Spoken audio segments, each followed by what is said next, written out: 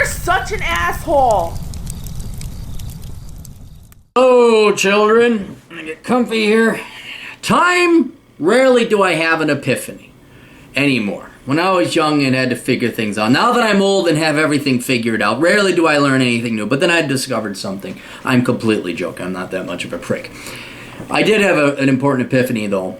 And it was in the context, I had two clients, young men, both with an angle for entrepreneurship, both having significant savings, not independently wealthy, but they had built up a nest egg of a certain amount. And they said, hey, I want to make money. I want to be rich. And who the fuck doesn't? And so they're saying, should I invest this money and I can get more money, or should I pay off my debts? Because, you know, my student loans or my mortgage is only 3, 4, 5%. But this guy on the website or this investment, or my buddy down at the bar says this investment could get me 30, 40, 50%. I said, hold it. Okay. So what it poses is this very important question, an investment question, investment decision to everybody. And that is it better to make money or is it better to save money? And this is very important. The first thing you need to realize, let's say, okay, you have the choice between making $70 or the choice of saving $70. Financially, accounting-wise, economically, it is the exact same proposition. No matter whether you save $70 or you make $70, you are $70 richer. Okay?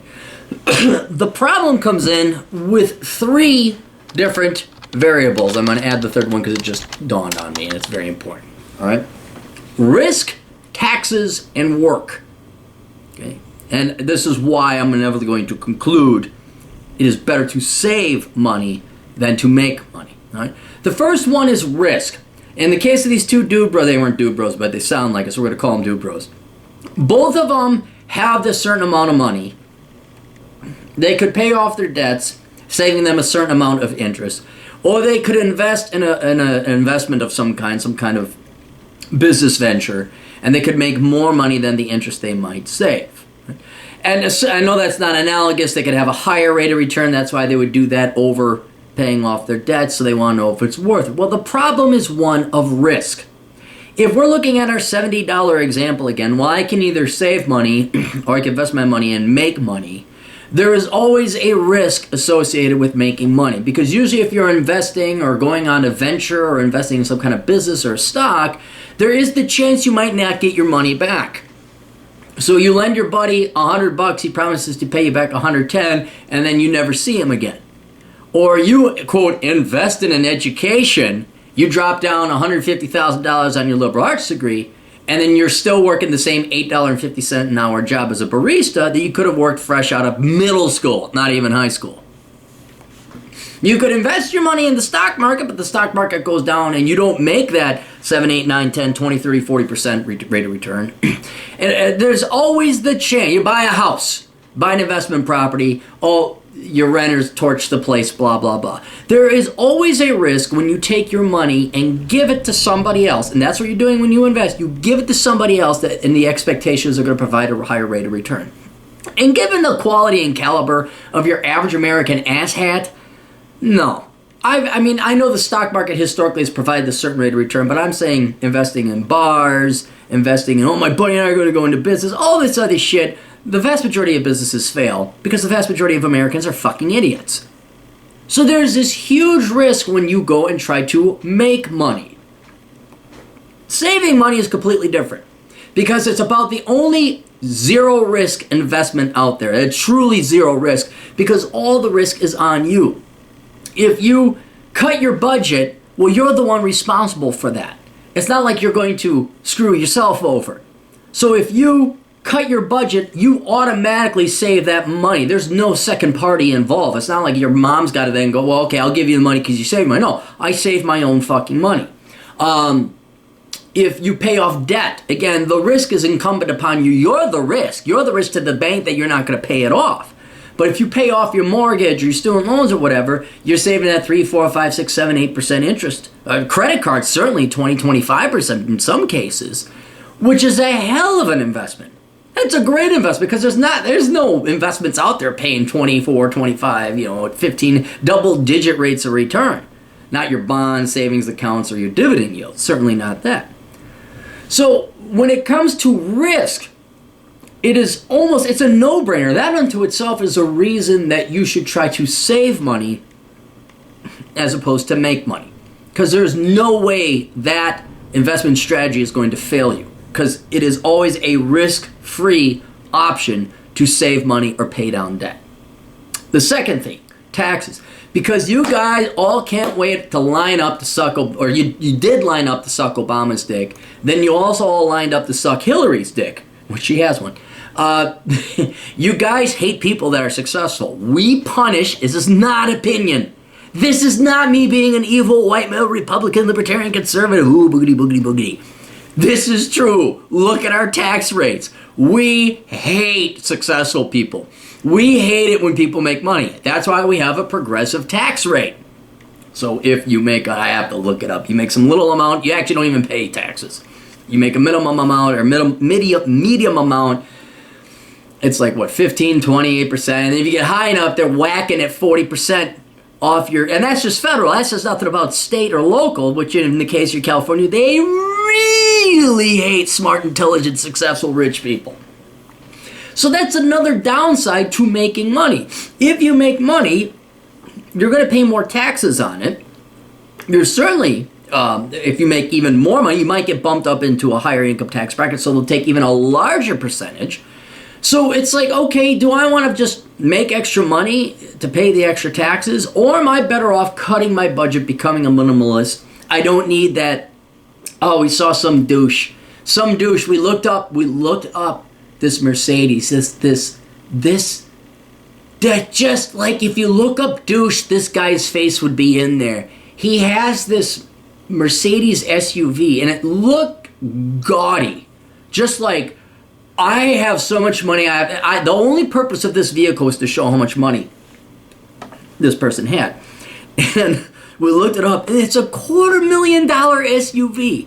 Now, that asshole had to work how many more hours? How much more time? How much in taxes did he have to pay so he could have this thing? Now, truth is, he probably leased it because, Captain knows all these rich people you see over in North Oaks, they're not really rich. They're faking it and they're borrowing it. But the larger point is this. Dude, you can drive yourself a Hyundai. You can drive yourself a used Ford Escort. Don't think they're making them anymore. I'm going through cars I used to own. You could get yourself a used Chevy Caprice Classic, and you get the exact same transport. You just cut your budget, and you get the exact same transportation. Or you're going to be that dipshit busting your ass off paying all this much more taxes to have some kind of fancy car that ultimately you can't afford. So again, it's better to save money because you're not going to be paying taxes. Then directly related to taxes, well, how do you pay for all? You got to work. Usually, if you make more, that means you either are investing your money that you already worked up, and therefore you got to work up more to replace that investment capital. Or if you want to just plain make more money, that means you have to work more. And who the fuck wants to work more? It's kind of, Bill Burr, when he talks about working out, it's very analogous to where he's talking about, okay, look, there's two sides to looking sexy. There's working out and dieting. If you diet, you don't have to go to the gym as much. But if you eat McDonald's and sweets and fat and sugar and all this other shit, then you got to go to the gym. And it's kind of the same thing with work. If you want to make this money, you got to work out. Or you just eat healthy and then you avoid having to go to the gym. You cut your budget and you avoid having to go to the office. So going forward, and this is especially poignant for younger folk, people who don't have a lot of money, which is the vast majority of people, especially the younger you are, the money really matters. If you're making $1 million, well, whether you get a 10% raise or cut, you're still all right. But for those of you who, back in college and older, you're making under 20 grand a year, every penny counts. It is better, infinitely better to save money than to make it.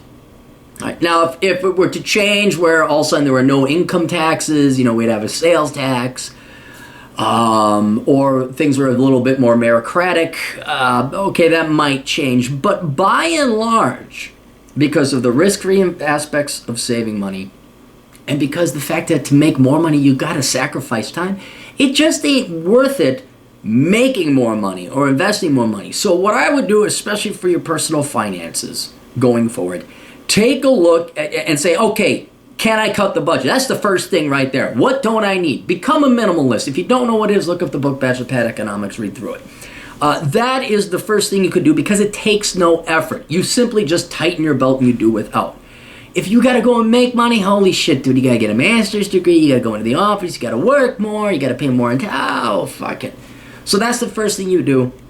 Cut the budget. Then develop a philosophy. Do you really need shit? Do you really need that $250,000 Mercedes SUV to make up for your microscopic penis? Really? Do you need it? Or can you just get by with a Chevy Caprice Classic, which actually has a lot of room, leg room for your penis? It actually is very comfortable. God, I miss that car.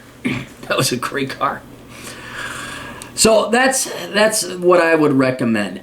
Also, germane to this, and only because it also benefits me, I will be coming out with a new book called, what was the title of the book? Poor Richard's Retirement. It's coming out within a week or two. Actually, 2 weeks because Amazon takes a while. And it's all about the importance of minimalism as it pertains to retirement planning. So it's very detailed, very philosophical, very precise. But that book is coming out there pretty soon, an essay. But please, yes, you want to save money. Nothing wrong with making more money, but you definitely prefer when it comes to investment, either your money or your time, you want to save money and not make more money. We'll talk to you kids later. Toodles.